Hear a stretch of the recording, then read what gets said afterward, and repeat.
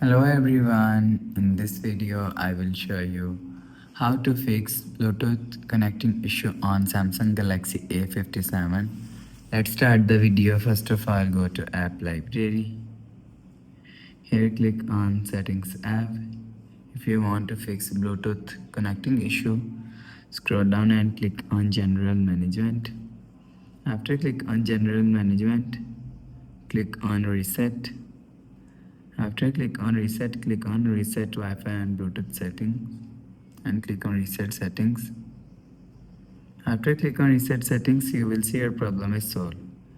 So go to app library and click on settings app. You will see first option is connection. Click on connection. After click on connection, click on Bluetooth and turn on Bluetooth mode and turn off Bluetooth mode.